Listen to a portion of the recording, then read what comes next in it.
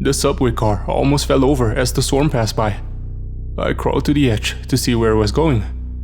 I could still see the people running away in the distance. I couldn't even imagine how confused they must have been.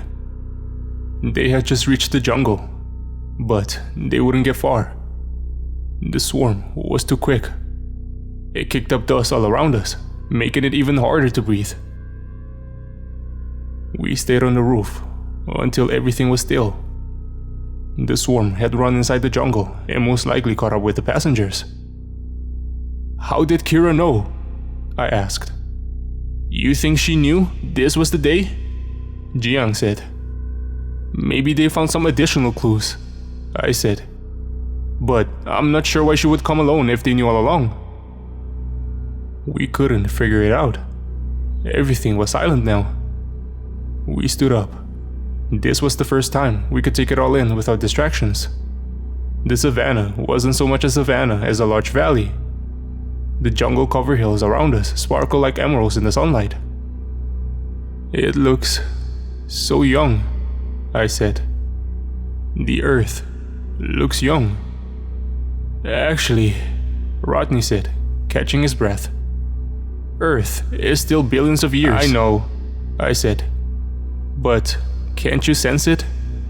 A world without humans. A world without civilization. Think about it. Right now, we are the most intelligent beings on the planet. As I said that, my gaze landed on the ominous black mountain on the horizon. Its organic spires moved slightly left to right. What are we going to do with the bodies? Jiang asked. Do you think we should bury them? She meant Kira and a few of the others who hadn't survived. There's no time for that, I said. We need to find somewhere to take shelter as soon as possible. I guess you're right, Jiang said with sadness in her voice. Poor Kira. She was a good person. Do you think we're to blame? What? I said. No, of course not. We climbed down and grabbed our bags. I wasn't used to holding a gun, especially not a submachine gun. But when I pulled it out of my bag, it gave me a confidence I otherwise would never have been able to muster in this place. Jiang took her gun as well. Stick close to us, Rodney, Jiang said. Don't wander off. We need to take advantage of our mammalian flexibility, I said. Our best shot is either up in the trees or in the hills. The hills, Rodney said. We need a cave. He's right, Jiang said. We can't make a fire outside. The oxygen levels are so high that even wet plants might burn. We headed towards the largest hill. I stopped for a moment and looked back at the subway car. It didn't belong here. Seeing it standing in the middle of this valley at the end of the Cretaceous period felt surreal. How did it end up here? So far, none of our questions had been answered. More had just been added. As soon as we stepped into the jungle and began walking up one of the first hills, we heard smaller animals, perhaps our own prehistoric cousins, hiding away in the bushes. An awful smell came from somewhere nearby. Smaller avian animals, perhaps a form of Rahanavis, given their raised sickle claw, flew in the direction of the smell. When we arrived at its source, we saw that it came from a recently deceased Elamosaurus. It was gigantic, approximately 30 meters between its long tail and neck. The birds circled the corpse, and insects and arthropods the size of rats crawled all over it. Seeing the bugs made my sweaty skin crawl. Are you okay? Rodney said, smiling as if he didn't realize the danger we were in. You look pale. I'm okay, I said. It's just so freaking humid here. Look at those, Jiang said and pointed at a large group of centipedes crawling in and out of the corpse. They're white, just like the strange dinosaurs within the swarm, and yes, there's something black on them as well. Do you think that black stuff? I said. Yes, it's the same. It looks like some kind of parasitic fungus. Could that be it? Doesn't explain the lack of pigment, but yes. We heard something large move around nearby. Let's move on, I said. This carcass will attract larger animals sooner or later. I don't want to be here when they come. As we walked further into the jungle, climbing the hill, we continued our conversation about the black substance. I have a crazy idea, Jiang said. Well, I said, given what we've been through, I don't think crazy is synonymous with unbelievable anymore. I'm sure you're familiar with it already, she said. There's a fungus in the tropics, an insect pathogenic fungus. I've forgotten its name now, but it basically takes control over their hosts. They infect ants. You heard about it? Ophiocordyceps unilateralis, Rodney said while looking around himself in the utter fascination of everything he lays his eyes on. As he continued, it sounded as if he was quoting a lexicon. Infected hosts leave their nests among the trees for the forest floor, where the temperature and humidity are fit for fungal growth. I think I read about it somewhere, I said. The infected ants use their mandibles to attach themselves to a major vein on the underside of a leaf, Rodney said, where the ant stays after its death. What if this fungus is some prehistoric relative to that species? Jiang said. Taking control over their hosts, it could explain the odd behavior we saw earlier. I don't know, I said. That doesn't explain the anachronisms. The dinosaurs that should already be extinct. There was a freaking stegosaurus among them. And again, why were they white? The last part could be a symptom, Jiang said. But yeah, you're right. Dinosaurs from the past and mammals from the future. Nothing makes any goddamn sense. Larger animals, such as the Tyrannosaurus rex, wouldn't be a good climber, so we chose to ascend the steepest part of the hill to avoid falling prey to them. The trees grew a bit sparser, which helped against the humidity, but it also revealed the scorching sun above us. We stopped for a moment, sat down against the cliff, and drank from the water we had brought with us. The view over the valley was breathtaking. We could see the subway car, far away from us now. The remaining windows reflected the sunlight. Something is moving down there, Jiang said and went through her bag to find her binoculars. Can you see it? I could see two large figures next to the subway car. CO.AG, Jiang said, looking through her binoculars. My god, there's two of them. They were the largest known flying animals that ever lived. Excited, I began digging up my own binoculars from my bag. I wanted to see what they really looked like. But as soon as I lay my eyes on them through the binoculars, my excitement got mixed with my dreadful feeling of something being wrong. They were both white and covered in the black fungus. One of them had stuck its head inside the subway car and dragged out one of the dead passengers. It picked it up with its enormous, sharp and pointed beak. The other one picked up Kira's body. What are they doing? I asked. They spread their giant wings, stretching more than 10 meters in between, and took off with the bodies in their beaks. They're flying in the direction of the Black Mountain, Jiang said. What do you think it is? I asked. Some kind of nest? Jiang said. We kept watching the CO.AG until they joined the rest of the dots circling the mountain. We need to get moving, find some place to set up camp, I said. We stood up and continued upward. You were wrong, Rodney said out of nowhere. About what? I asked while I threw my back up on the cliff and heaved myself upon it. My head was still spinning a little bit, especially when I exerted myself, and my body ached. There's another intelligence here, Rodney said. I was thinking the same, Jiang said. From what we have seen so far, we can assume that this fungus, or whatever it is, at least have some form of swarm intelligence. All those dinosaurs from before, moving in unison, and now these CO.AG collecting bodies for the rest of the swarm. Physarum polycephalum, Rodney said. What's that? I asked. It's my favorite slime mold, he said. What's yours? I don't really have a favorite slime mold, Rodney, I said. Is there anything special about it? Yes. I helped him up on the cliff. He was still hesitant to be touched, but he seemed to handle it better now. Well, what is it? As I said, it's a slime mold. It doesn't have a nervous system, but it still shows signs of intelligent behavior. It can get through mazes, store nutrition efficiently, walk around traps, and balance its nutritional intake. I've read about that, Jiang said as she reached the top of the hill a few meters above us. Perhaps this is some kind of super version of that species. The question is, how smart is it? It's an animal, so I still think I was right to say we are the most intelligent beings, I said, but was interrupted by Jiang. I think we should set up camp here, she said. It's unlikely a larger predator will be able to reach the top of this hill. It's a bit less humid here as well.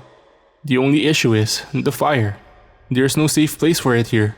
A tiny spark might cause the entire jungle, and us too, to go up in flames. Perhaps we can build an oven, I said, with some rocks, or, preferably, clay of some sort. That's a good idea, Jiang said. I'm just worried about the smoke. It will draw attention. You really think it's that intelligent? I said. You think it could recognize a stream of smoke as a sign of our presence? We've been mysteriously brought back in time, Jiang said. We can't take any chances here. Without fire, we won't survive for long, I said. I say we take the risk. With that said, we began setting up the tent and all the equipment we had brought with us. Not only would this be our camp, it would also be our research station. After a few hours of hard work, the sun had set behind the hills. We took a break to look at the view. The Black Mountain wasn't black anymore. It sparkled with a ghostly blue light, just as if it reflected the starry sky above. Bioluminescence, Jiang said. Astonishing. You can see it on the animals flying above as well, I said. Like gigantic fireflies. And look, at the base. Can you see it? There was a faint bluish glow coming from inside the jungle surrounding the mountain. It's everywhere, Jiang said. We slowly turned our eyes to the sky. It was unrecognizable. The stars, including our own sun, were positioned somewhere else in the Milky Way at this time period. Without being able to know which ones, some of the stars that we were seeing weren't even alive anymore in our own time. What fascinated me the most, however, was the celestial bodies that looked exactly the same. It took us a while to figure it out, but we could see Jupiter slowly following its usual path around the sun, and we speculated that one of the dots in the sky must have been Mars. The moon, seen as a crescent close to the horizon, was perhaps closer to Earth, but it was impossible to tell with the naked eye. Except for a few craters here and there, I said. Those celestial bodies are the same as they will be 65 million years from now. It makes you think, huh? Actually, Rodney said, at this time, Mars still has active volcanoes on its surface, and the rings of Saturn might not have formed yet. What's that? Jiang said and pointed to something faint rising over the horizon. The second she pointed it out, I felt the hair stand up in my neck. Slowly climbing up the night sky was a white dot engulfed in what looked like a green haze. Please tell me that isn't what I think it is, I said. It's a comet, she said. But it's impossible to tell if it's the one. If we keep an eye on it during the following nights, Rodney said, we should be able to determine if it's headed our way. But we can't see its tail, I said, sensing a mortal fear climbing up my spine. Doesn't that indicate that it's headed straight for us? We went to bed inside the tent.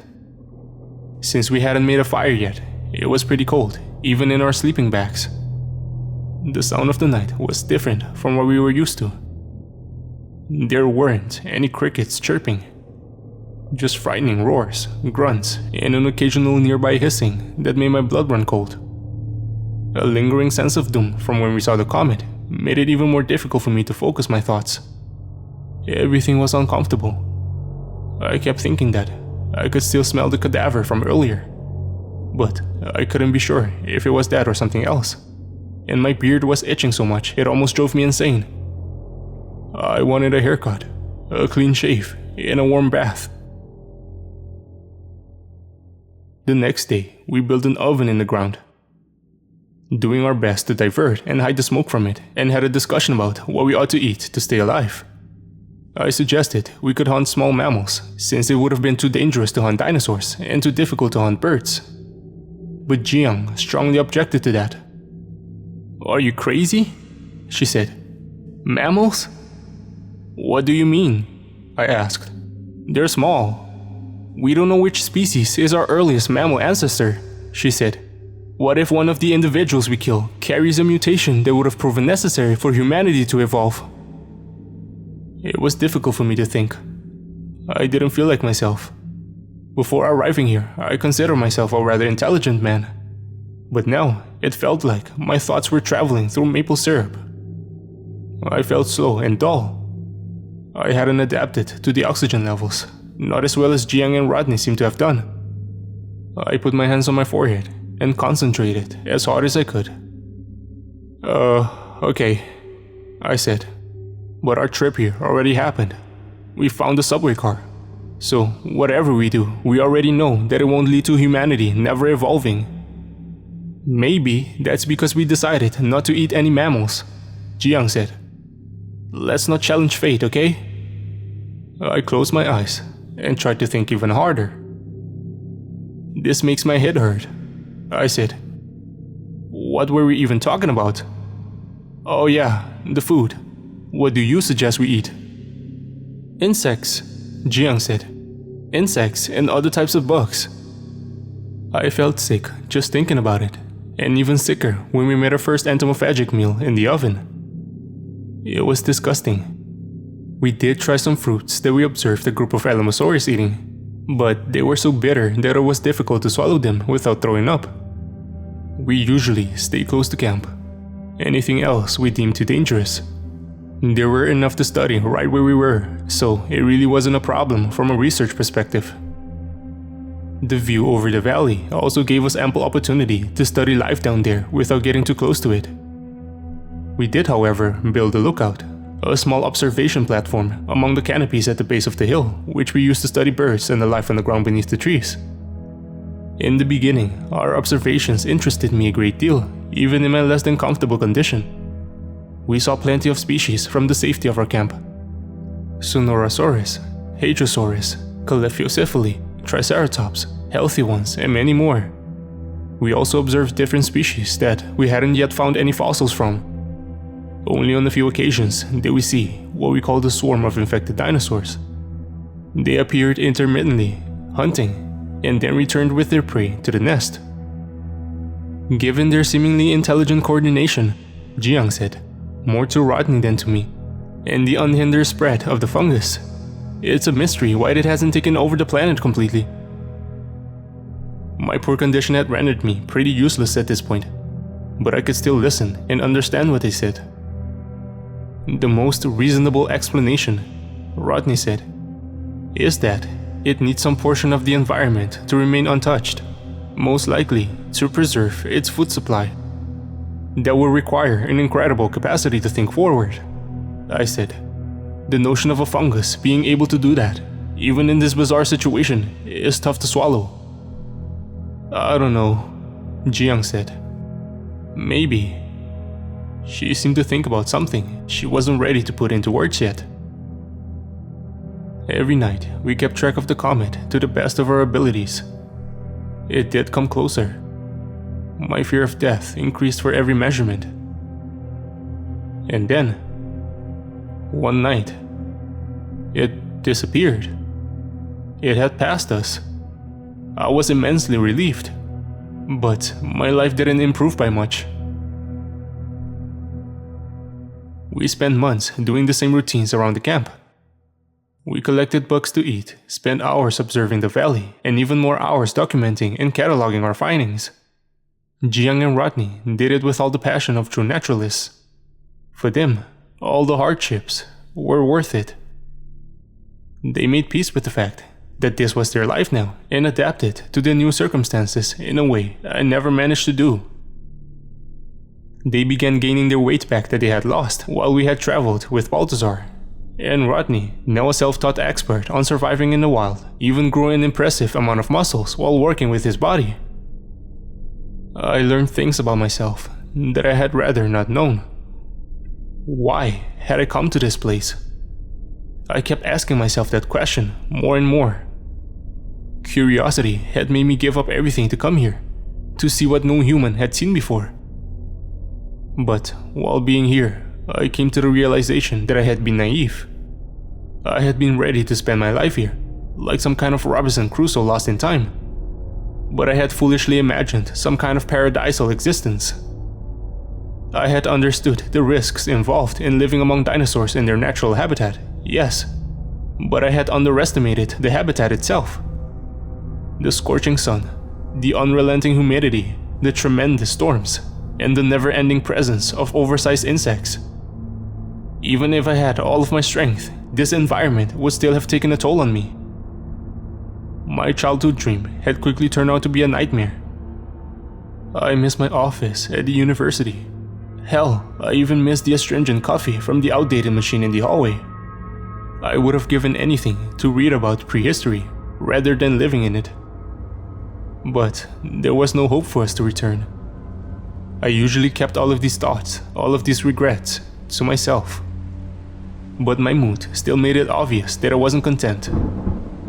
And during one of the thunderstorms, while the heavy rain whipped me in the face because of the strong winds, I snapped. Jiang kindly asked me to bring some samples inside the tent so they wouldn't get ruined in the rain. "What's the fucking point?"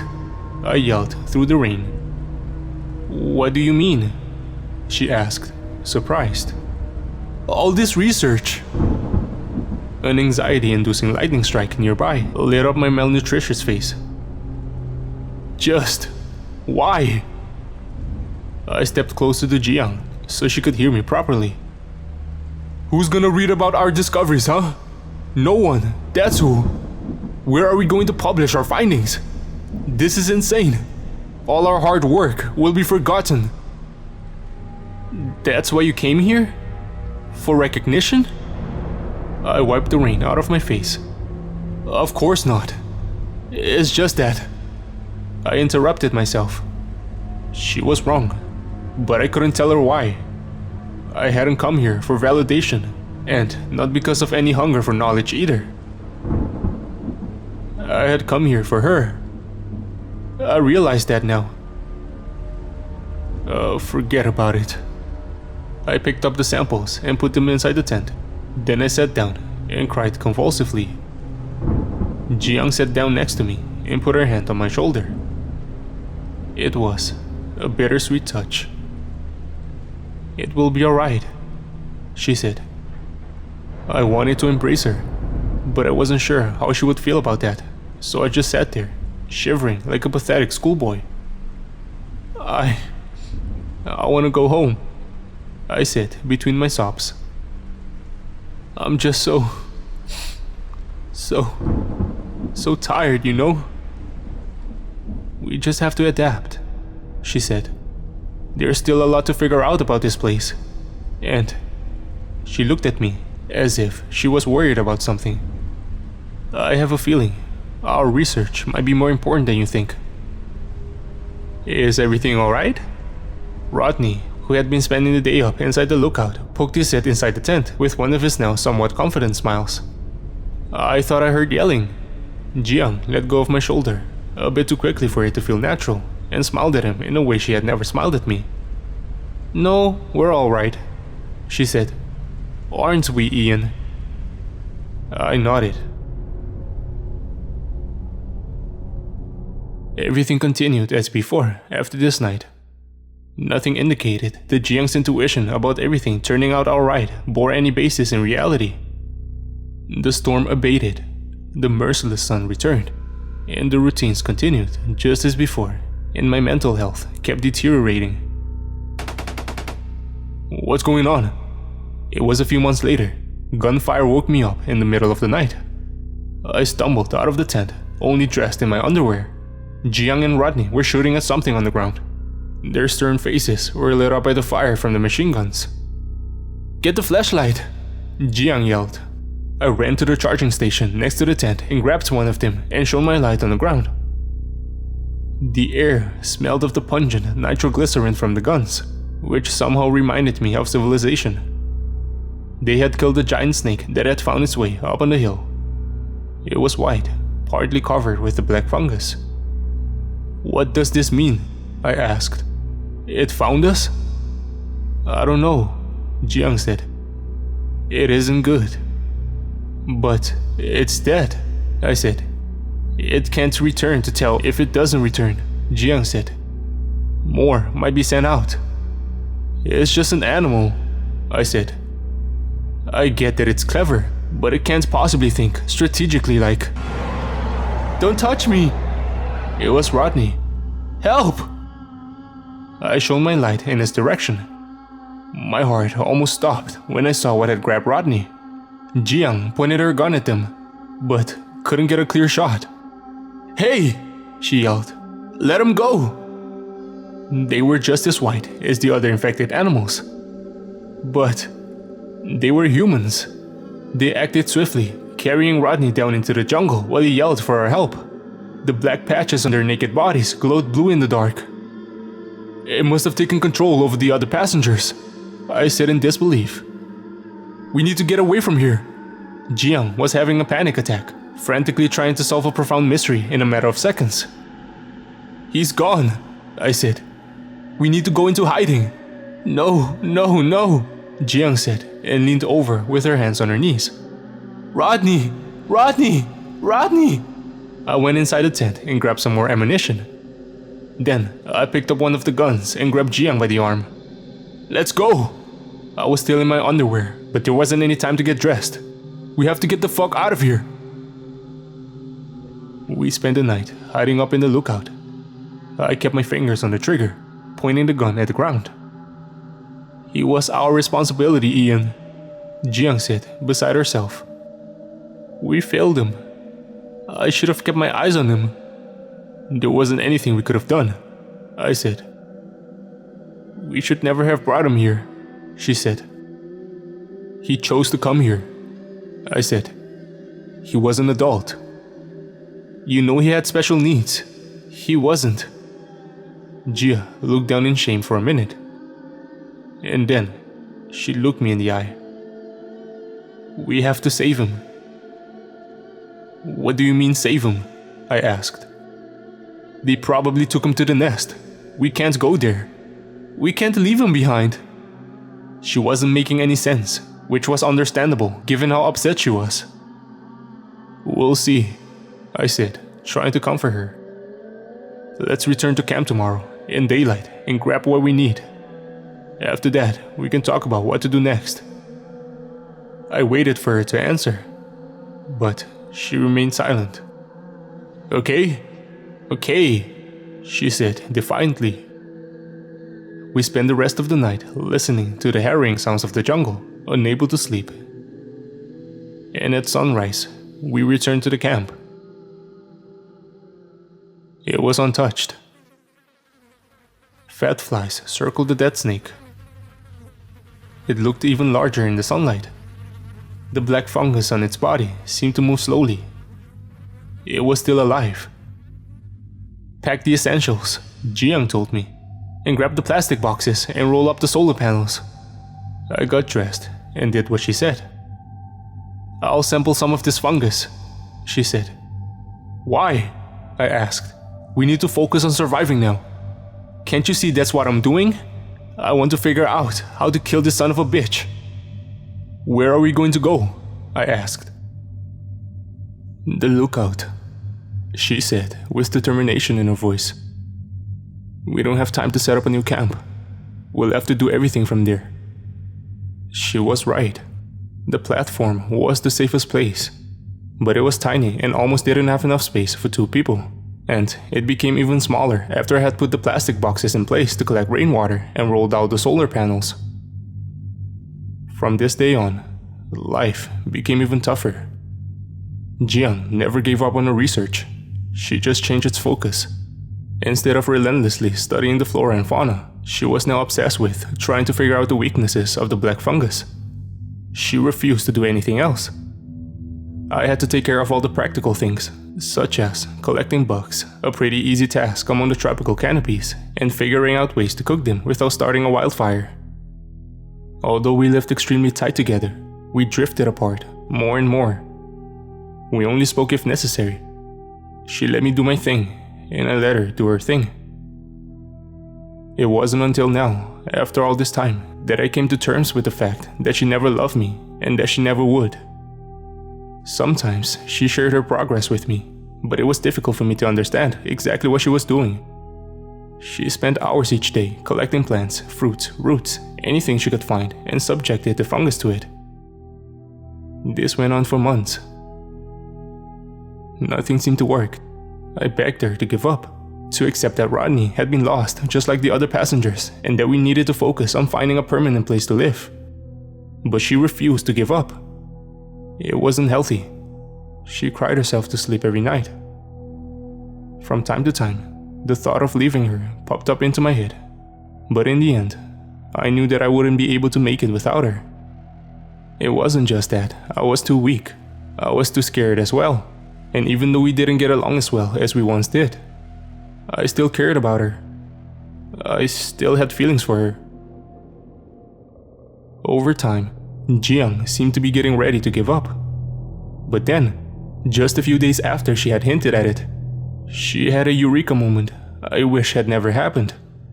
Her stubborn experimentation had yielded results. She had managed to make an antifungal cream out of formic acid, fruit juice, and some flower extract. It repelled the black fungus and even killed it with enough of a dosage. "I'm going to make a lot of this," she said. "It won't harm us. At least, I don't think it will." "Why?" I asked. "What do you hope to accomplish?" "What do you think?" she said. "We'll cover our bodies with this, and then we'll sneak inside the nest and save them." "Are you insane?" I said, horrified. "What makes you think they're even alive? You have to let go of this obsession. They might be infected right now," she said. "But if they ingest this substance, it will kill the fungus and free them." "No," I said. "I refuse to listen to this nonsense." "Please," she said. "Consider the alternative for a second." "What do you mean?" "We are two people," she said. "You and me. What if something happens to me? You aren't equipped to survive here alone. It's unlikely we will make it if it's just the two of us. Remember, we'll have to spend the rest of our lives here." "What are you trying to say?"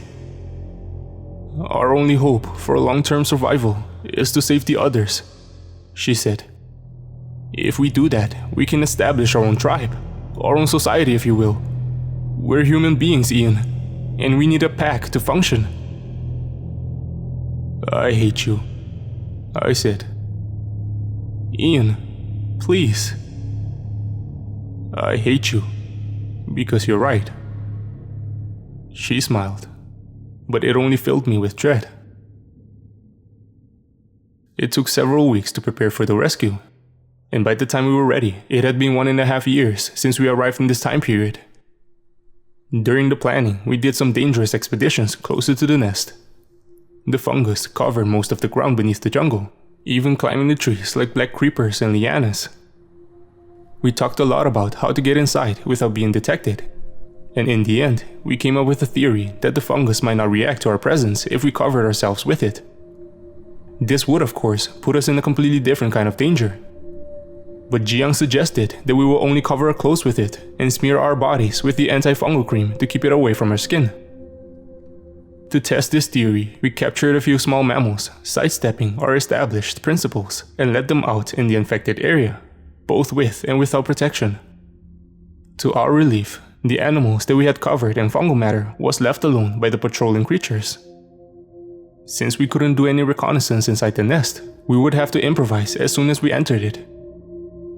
I didn't have much hope for survival.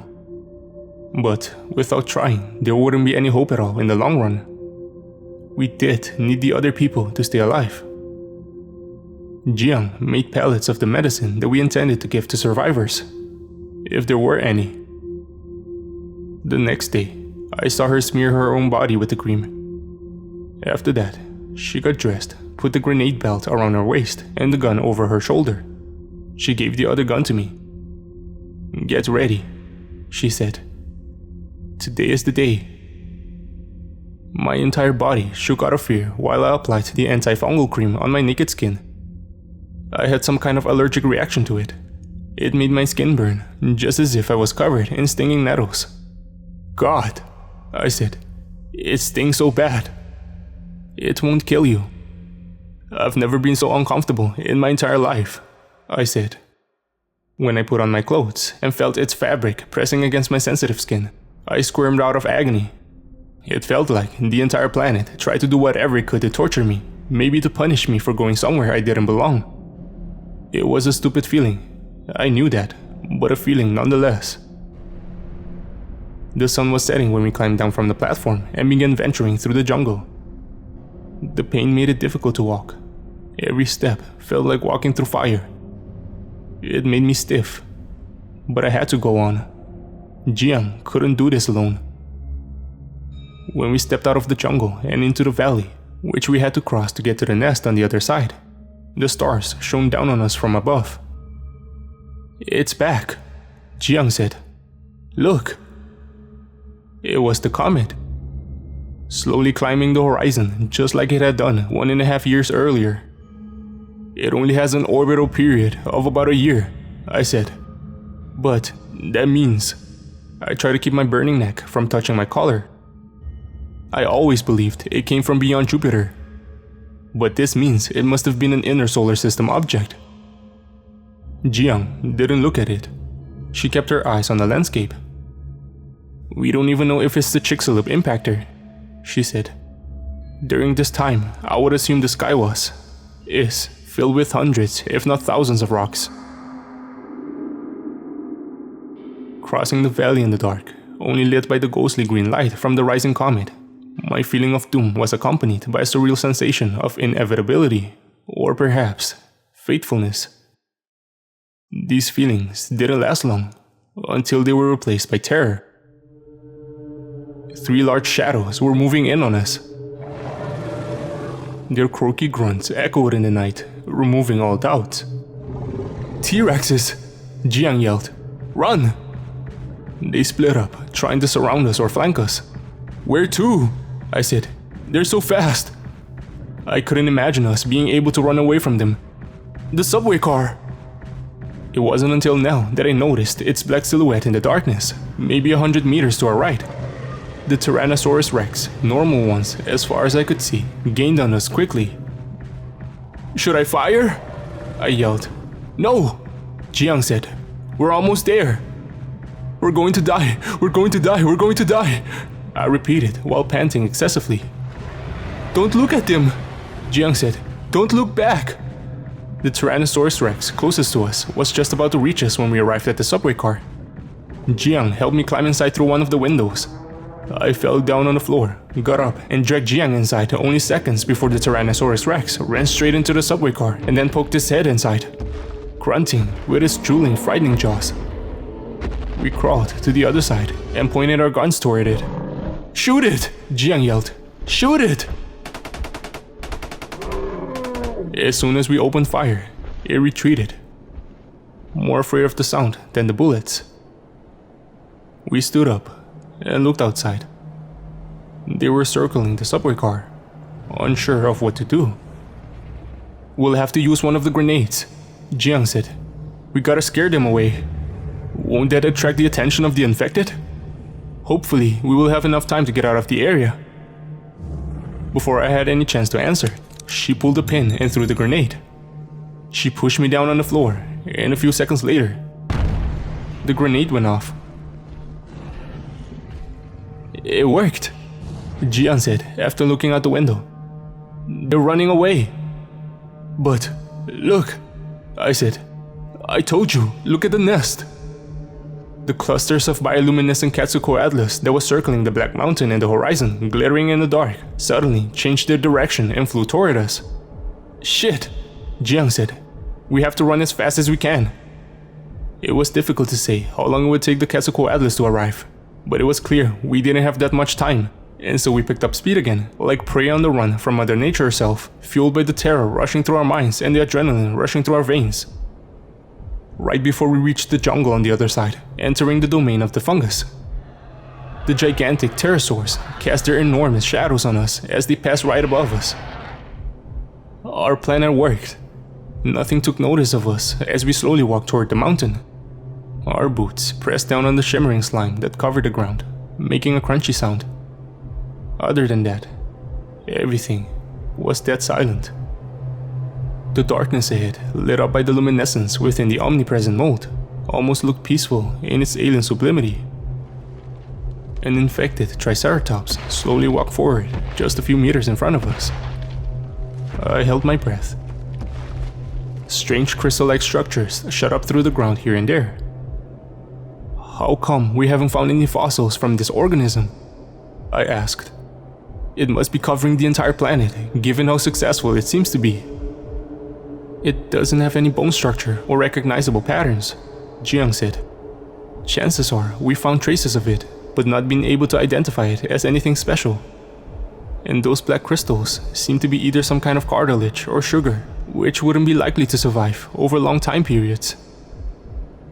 I had hoped that our visit here would have shed some light on the mysteries, but the further inside the territory we walked, the more questions arose. About a kilometer ahead, we stumbled upon a biological structure inside a clearing. It was huge.